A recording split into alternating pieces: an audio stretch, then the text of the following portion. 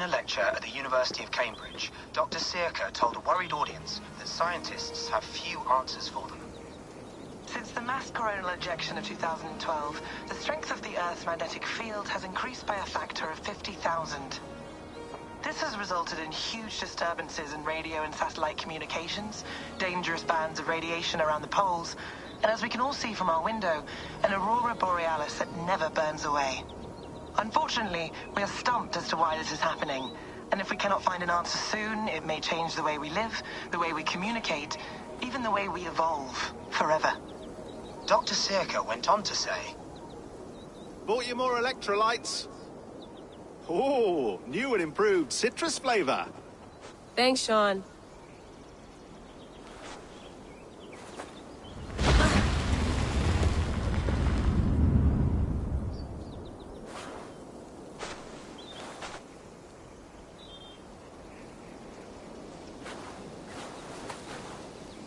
How do we fix this? How are you the key to everything?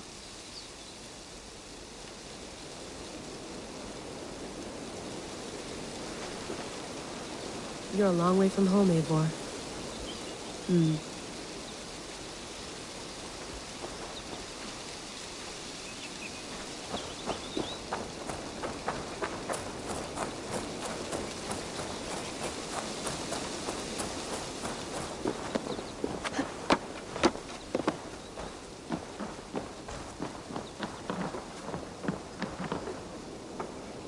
It's beautiful.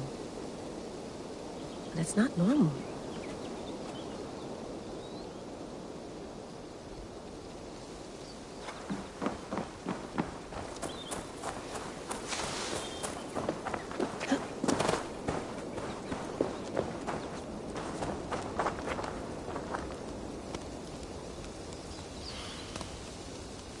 I should do this more often. Relaxing.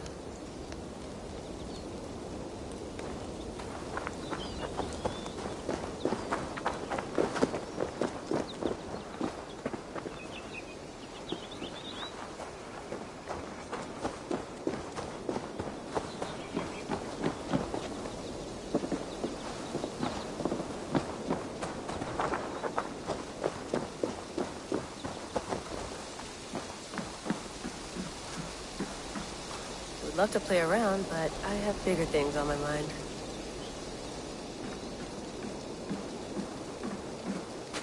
Did you get my tea? Oh, mint tea is not actually tea, Bex. It's an infusion. It's really just dirty, minty water. I don't care what you call it, Sean. Did you buy any? Of course I did, love. Hey, sorry about pulling you out. The generator was sputtering. That's fine. I needed air. How was the Animus data stream? Comfortable? Felt pretty stable after a while. Good. Just give me a sec and you can jump back in.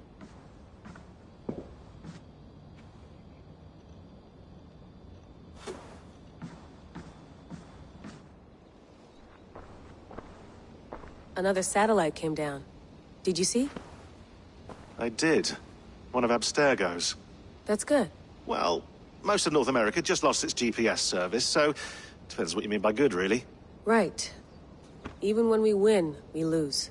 Okay, we're all set. Whenever you're ready, you can jump back in.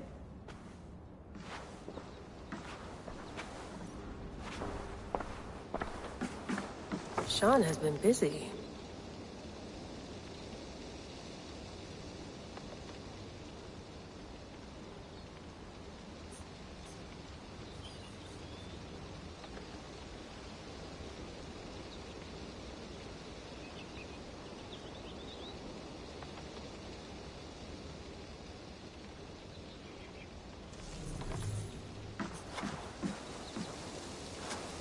Hello, Layla. What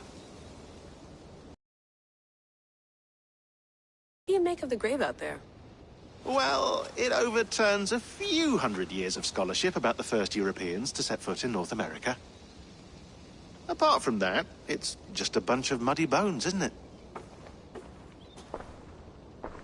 Can we talk about this thing on my neck for a second? Ah, the mood stabilizer. Yes. It's not harmful, is it? I mean, I feel good, but I want to make sure there's no side effects. There shouldn't be. It's only blocking outside signals. A passive effect. So the staff doesn't, you know, mess with you. Sean, what happened last year, I had no control over that. I tried to resist. I understand. And your old team? Maybe they don't. But we've seen that sort of thing before. Still, if you want to work with us and get to the bottom of why the world is about to end for the second time in 8 years, then you wear that thing until we say otherwise. William's orders. I know. It's not a problem. It's just a few more weeks, yeah? Just until we figure this out. You're right. I know you're right.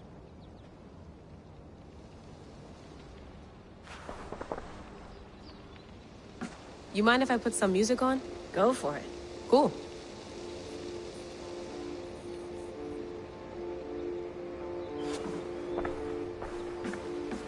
That's quite nice. Soothing. Let's have a look.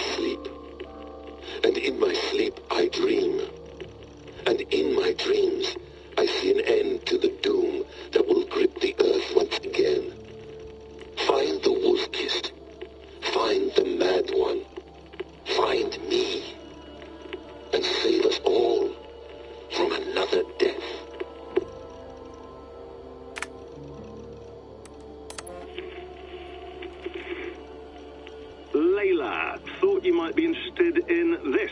Conversations that Bex and I had with Desmond back in 2012. December, I think.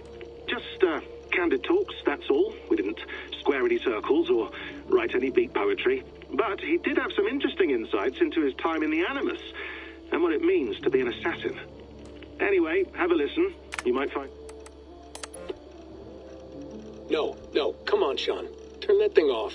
Oh, hold on. I like what you said there. I want to get this for posterity. Say it again, nice and loud. Seriously? Sure, come on. If nothing else, it'll give me leverage with your old man. Ah, that's your angle. Nice. What I said was, I wish I hadn't been born into the Assassins. I wish I had chosen this life. Is that good enough? Sure, but why is that? Because choice is the central idea of our creed. It underpins everything, right? It's about free will. It's about seeing the evidence before you and saying, yes, this is what I want. Or, no, this isn't for me.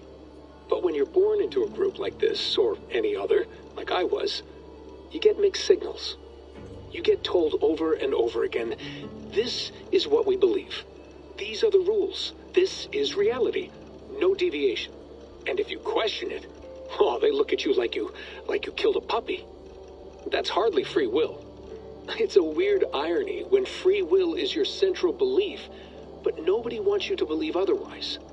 I don't know how to say it exactly, but I always thought there was something self-destructive about our creed. If free will is the most important moral guidepost we have, we should be free to ignore it. To choose submission, for example. You know what I mean? Like, we should be free to side with the Templars. If it's really my choice, I could do that. Right. It's almost self-refuting. A democracy could democratically elect a dictator or choose to get rid of democracy altogether. Within our creed is the seed of its own destruction. That's what makes it powerful, I think. And fragile. Right. The more freedom you have, the more risky it is, you know? Anyway, my dad has mellowed over the years, but he was strict when we lived on the farm. He ran a tight ship. I never got the impression that I was free to choose my path forward. Our creed, our tenets, they were drilled into my head. By the time I was a teenager, I was following these rules out of a sense of duty. This was just what we did. That happens to a lot of organizations over time. The stagnation sets in, you know? The fundamentalism. Yeah. Following the rules becomes more important than achieving whatever goal you set out for yourself. And people start to lose sight of the reason the rules exist. That's called deontology, or a form of it. Following a rule for its own sake, and not for the consequences it has. Yeah, but that feels backwards, doesn't it? Well, I think so.